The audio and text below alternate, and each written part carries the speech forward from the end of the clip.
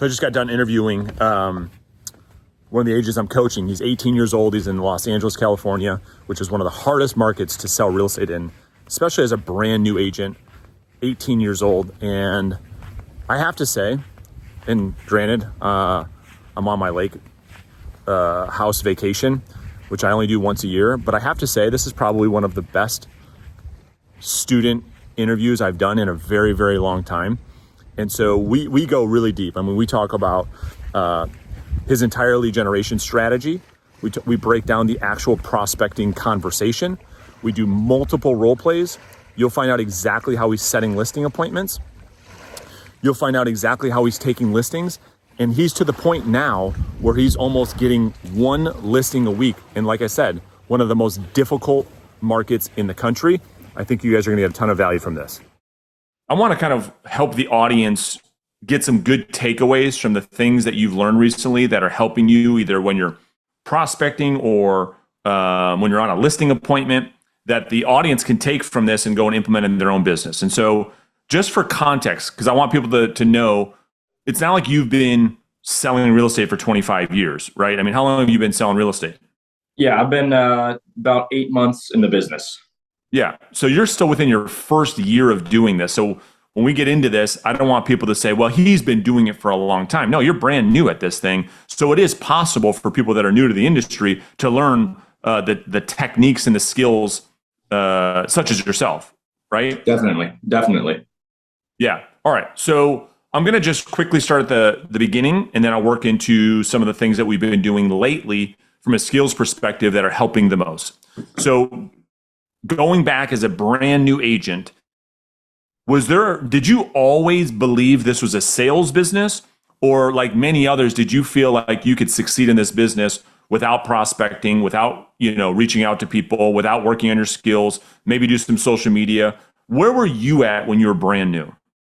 Yeah, so I watched your stuff. I watched your content like probably 6 months before I got my license. Every day I was watching your stuff. So I knew it was a sales business. But as soon as I started, interviewing some brokerages, everyone told me basically it wasn't. They told me, oh yeah, talk to your friends and your family and maybe hand out some flyers in the neighborhood and you should be good. If I did that, I would probably be broke. I mean, it's just, unfortunately, no one's handing out an 18-year-old real estate agent a listing. It just doesn't work like that. Yeah. So I don't want to make the episode about that, but I do want your opinion now that you've been doing this for 8 months and now you're starting to succeed. You're starting to take listings. Why do you feel the industry takes that position with new agents? Like, what is your opinion of it? I'll share mine in a second too. I think it's strategic, but maybe I'm giving people too much credit. Why do you think the industry refuses to accept that this is a sales business? I think it's extremely low risk and it's also low accountability. I think by doing that, if I don't get business, it's not my fault because I'm doing my neighborhood. It's because people aren't coming to me. So that's almost not my fault. But in reality, your business is 100% controlled by you. It's your business. So I think that's a lot of the reason people choose that path. It's because it's just so much easier. Just being passive. Right. And so but being easier and not getting results, I think, is a whole nother episode.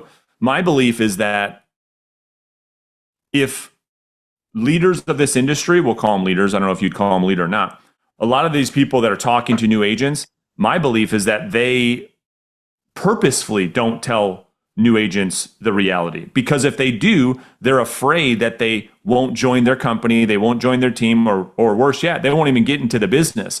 I've done, I don't know, hundreds of these podcasts, and I always ask people this question. I always ask if realtors knew that it was a sales business, which it in fact is, just look at your license, it says real estate salesperson's license. If they knew it was a sales business, if they knew, Kate, that they had to prospect for business and go out there and initiate conversations with people they know and don't know, deal with rejection, deal with all that stuff that we deal with as salespeople and how hard it is, my belief is that most people would never get into this business. So therefore, it's portrayed to be very sexy, to be very easy, to be very glamorous. The TV shows don't help this any, right? And so Yeah. it attracts so many people to get into the business. But then that's why we see, it's a 95% failure rate. Almost everybody that gets in gets out because it's so difficult. You know what I mean? It's unfortunate. It's almost like kind of setting agents up for failure with that model. I mean, it's setting them up to be something completely else than they expected, and ultimately leaves them, like, what am I doing wrong? What's going on? Yeah.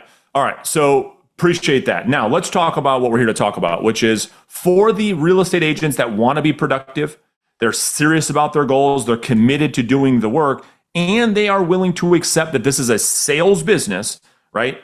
You have to prospect. You have to go out there and, sorry to say it, you got to talk to people. I know, call me crazy, Cade. I know you know this, but that's what I want to talk about first. So in the art of communication, which is what we have to do, we've got to go out there and initiate conversations with people we know and we don't know. First off, what is your primary method of prospecting that you found to be most productive?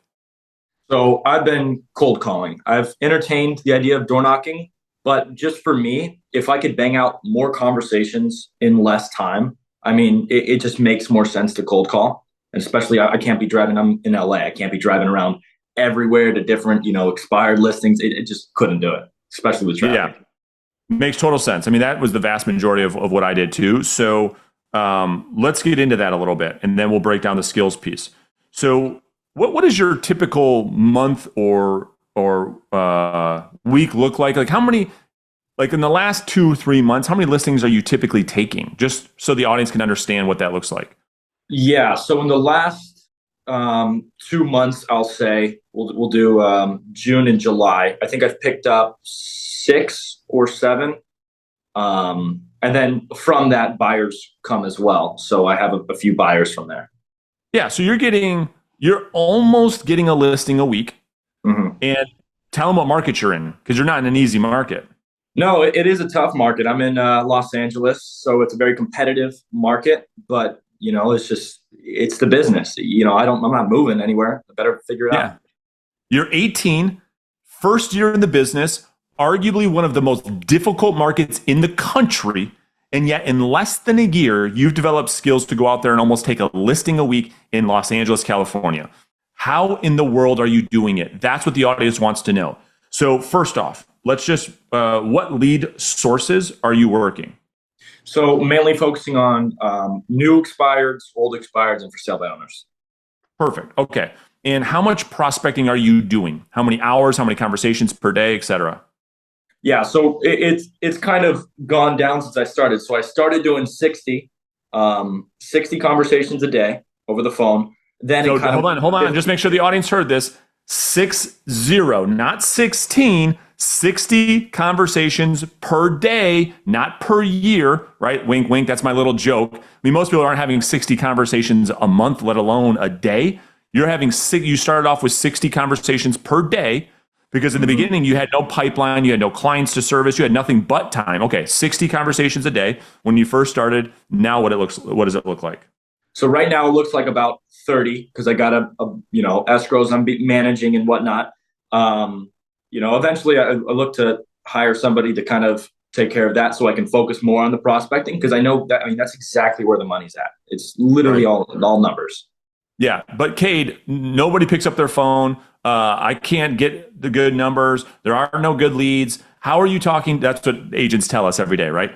How are you talking to 30 people a day? Like, are there best practices you can share? How long does that take? Like, how are you able to do that every day when so many agents find so many excuses why they can't? Yeah, I know everybody's looking for it's this system with, this data puller. No. Honestly, it is just time. It is just the amount of time you spend on the phone, on the dialer system. Doesn't matter if it's Mojo, Redix, Vulcan. It's literally just the amount of times you attribute to having conversations is the only determining factor on how many conversations you'll have. Yeah, and how much time are you dedicating to prospecting every day? Yeah, so right now to get 30 contacts, I do about 6 hours a day. Yeah, and that's the reality. I mean, that's how long it takes, and that's what you have to do. Now, so you're doing about 150 contacts per week, which ends up being about 600 conversations per month. which is you'll end up having about 7,000 conversations over the year. So with that amount of volume with prospecting, how many leads are you typically getting per week, or how many appointments are you typically setting and going on? Yeah. So as of lately, I've been I've been screening my leads a lot. I'm making sure I only fill my database with people who I know are actually, has the highest potential to do business with me. So typically in a week, or in a month, I'll probably get around 30, 40 leads. And then appointments, I'll probably get 10 to 12 appointments set. Yeah, I love it. All right. So let's break down the actual conversation. So when you're calling people, are there, I guess we'll start from the highest level and work down to some details. How do you open the call? Because I think this is a really difficult piece for a lot of agents. Because what they tell me, Cade, is, well, I'm doing exactly what that Cade kid was doing on the podcast. I'm calling expireds. I'm calling for sell by owners. I can't even get a word out, and these people are hanging up on me. What can you share with people on how you're having success with opening the conversation such that the prospect gives you some time to find out if you have an opportunity? Yeah. So, I mean, it's important the mindset that you take into this. And you got to realize if you're calling expired, you're calling for sale by owners, like these people do not want to talk to you. They do not benefit. I mean, it's easy to think like because you're the ones making the calls that you're the one who matters in this conversation. Like you're only here for them to see if it makes sense. So I open up the call because they're always so frustrated. I open up the call like ring ring. Hello. Hey, Brandon. Yeah, this is him. Brandon, this is Cade, and look, you're totally gonna hate me. I am a realtor, but before you hang up, I was just hoping to ask a really quick question. I mean, would that be okay?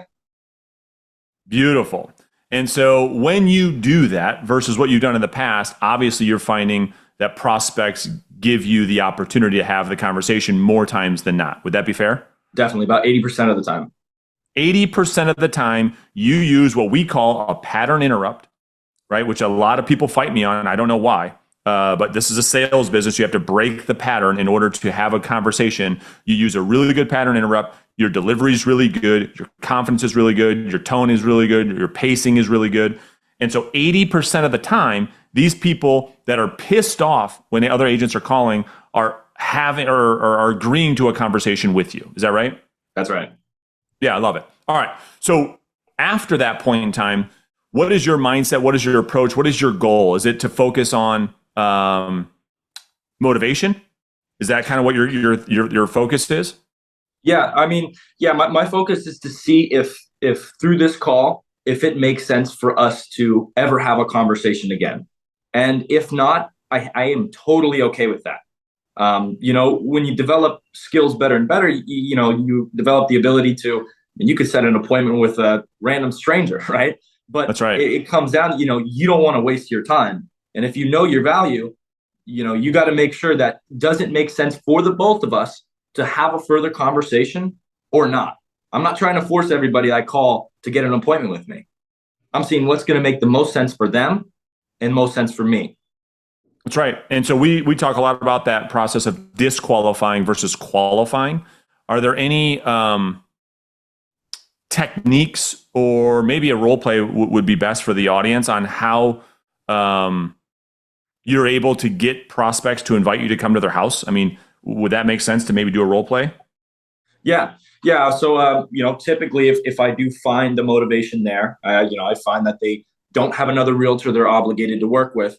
I'll typically near the end of the call, just give a little, okay, Brandon, can I make a quick recommendation?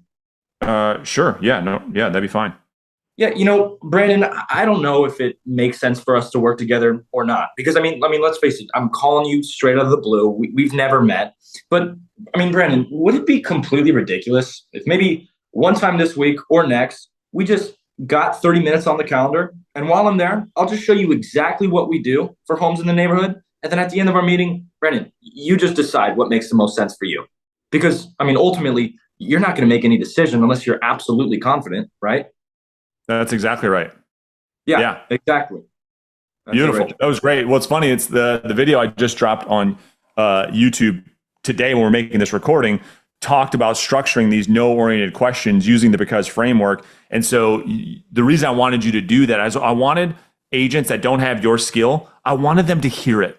I wanted them to hear it from somebody else besides me, right? Because I want them to see, well, this is what real agents are saying with real prospects getting real tangible results.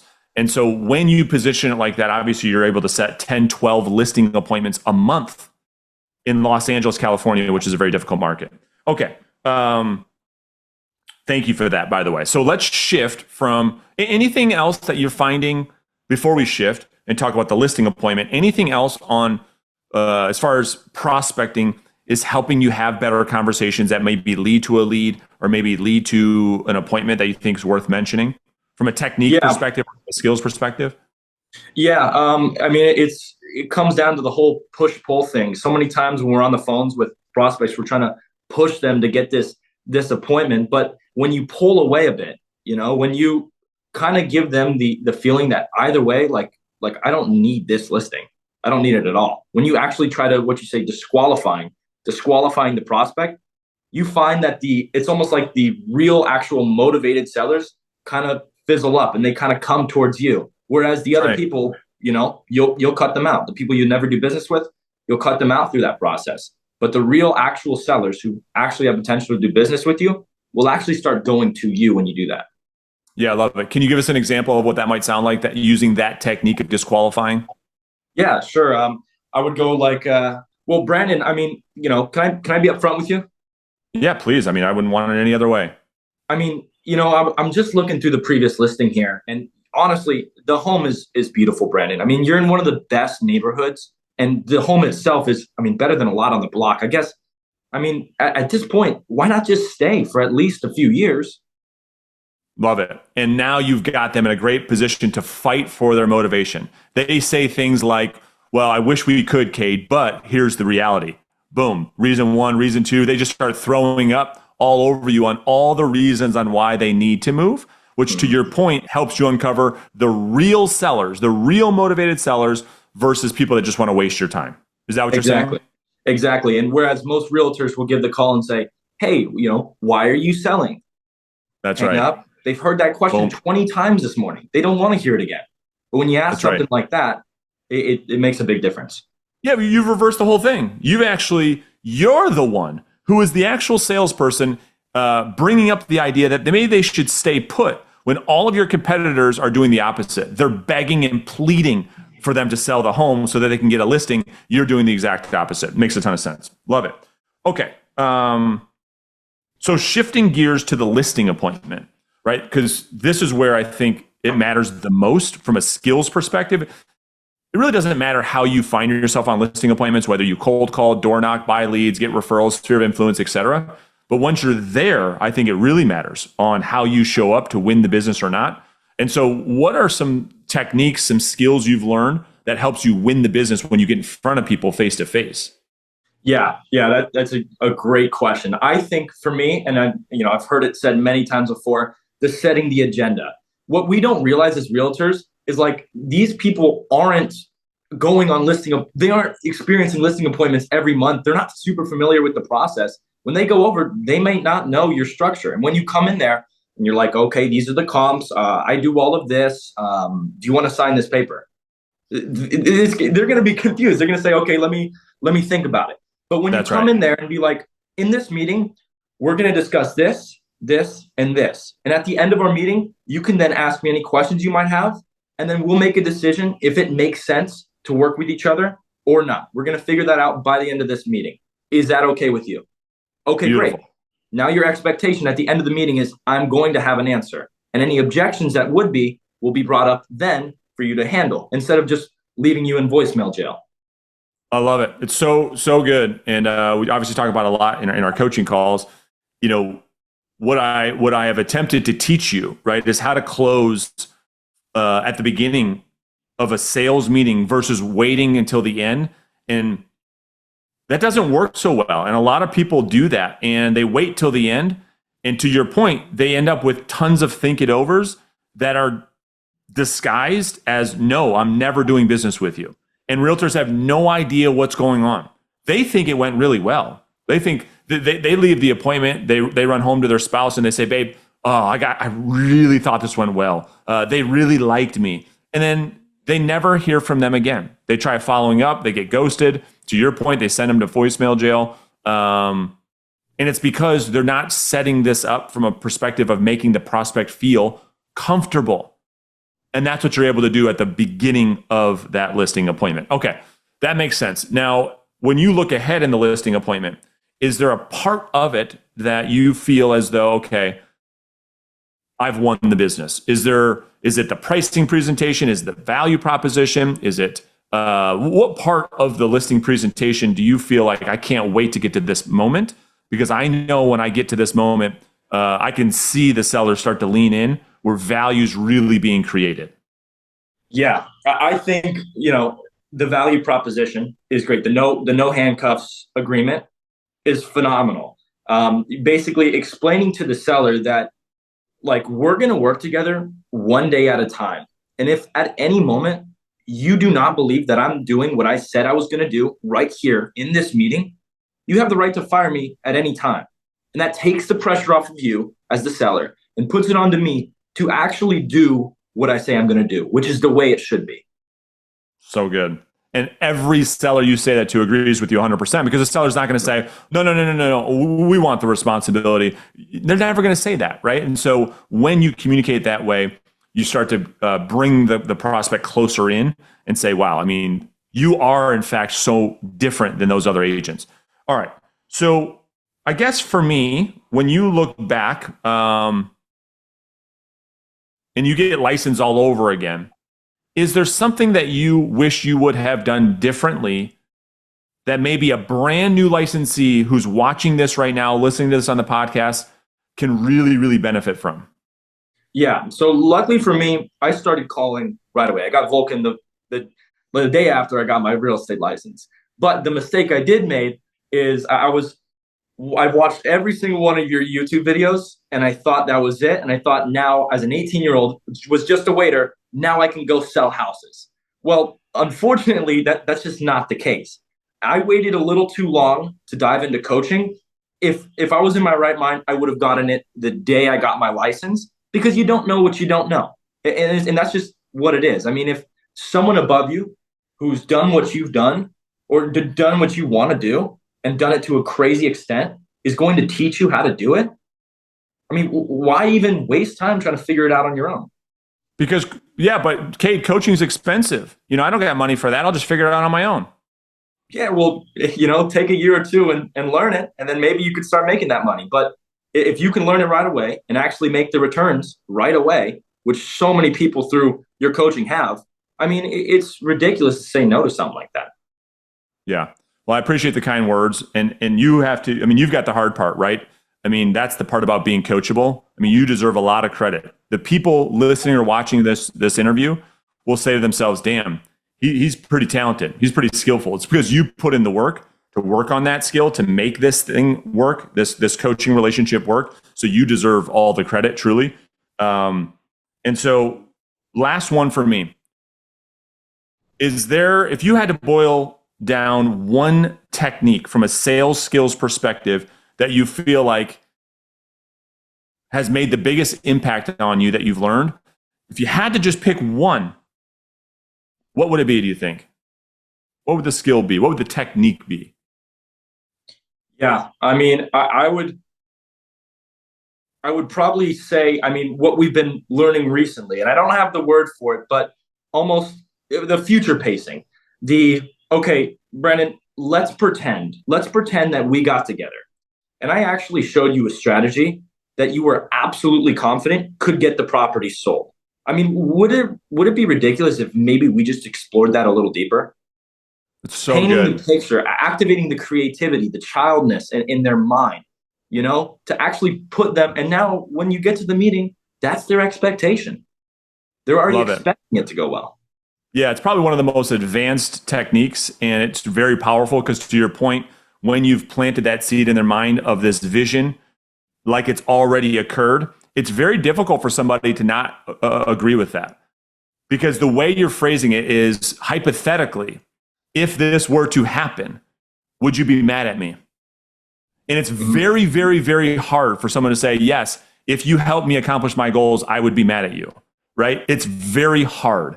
And so that structure, that language pattern that you're learning is super powerful. It's probably one of my favorite techniques as well. So listen, man, I really appreciate you taking some time. I don't know if I went over on my promise, but I try to keep this short, condensed, because I know you've got to get right back to prospecting and doing your thing, correct? Yes, sir. Yes, sir. Right back to it. And I appreciate you very much. Have an awesome day, and I'm sure we'll talk to you soon, all right? You got it, Brandon.